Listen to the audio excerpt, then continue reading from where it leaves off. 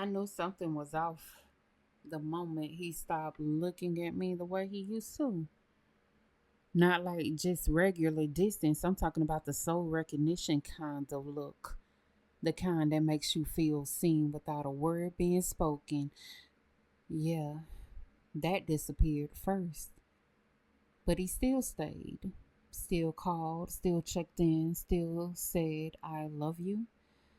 And that's what's confused me the most because how do you say you love someone, but your energy feels like you already left? At first, I thought it was me. Maybe I was overthinking. Maybe I was too emotional. Maybe I was expecting too much, so I pulled back. I stopped asking questions, stopped expressing how I felt, stopped trying to fix what I didn't even break. And you know what he did? Nothing. That's when I felt it. Not saw it, not heard it, felt it. There was someone else. And here's the crazy part, he never admitted it, not once. But his spirit was loud. He started moving different. Phone flipped over, late replies, energy feeling distracted. Like his body was with me and his mind was somewhere else. Or worse, with someone else. So one night I asked him, not in an aggressive way, not accusing, just calm, soft. I said, is there something you're not telling me? And the way he looked at me, I'll never forget it. Because for a split second, his eyes told the truth before his mouth lied. He said, no, you're just overthinking. And that's when it hit me, not the lie, but the disrespect. Because you didn't just lie, you looked me in my eyes, felt my intuition pulling at the truth, and still chose to play with me. That's when something inside me shifted. Not heartbreak, not anger, clarity.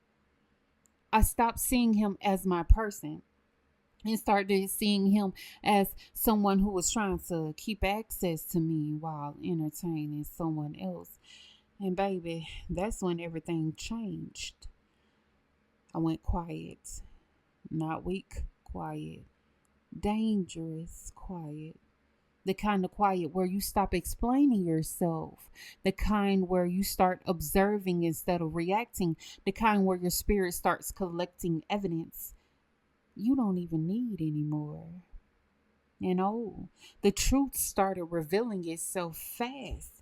He started slipping, calling me by the wrong tone, smiling at his phone, becoming emotionally unavailable, but still physically present. And then one night, I saw it. He left his phone unlocked. Now, let me tell you something. I wasn't the type to go through phones because when you feel something, you don't need proof. But Spirit said, look, so I did. And there she was. Not just a girl, a pattern, a conversation, a connection that had clearly been building while he was still laying next to me. Laughing, flirting, planning. Planning?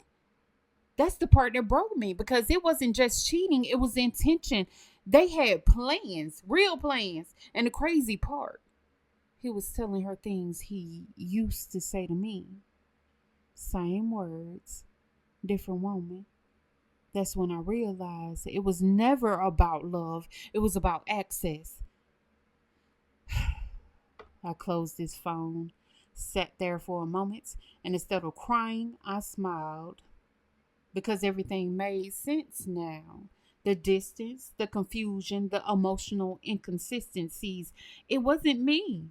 It was him trying to hold on to something real while entertaining something easy. So I made a decision not to argue, not to expose him, not to fight for something that was already slipping. I decided to detach. And when I tell you, he felt it instantly. Oh, he felt it. Because men always know when a woman emotionally checks out. He started calling more, texting more, trying to fix things I never complained about. But it was too late because once I saw the truth, I couldn't unsee it. And now I was watching him the same way he thought he was playing with me. But here's where it gets crazy. A week later, he came to me out of nowhere, serious, different. And he said, "There's something I need to tell you." And for the first time, he looked nervous, not guilty, nervous. Like whatever he was about to say was about to change everything. And when I tell you, I wasn't ready for what came out of his mouth. Because what he said next wasn't just about her, it was about something he had been hiding from me the entire time.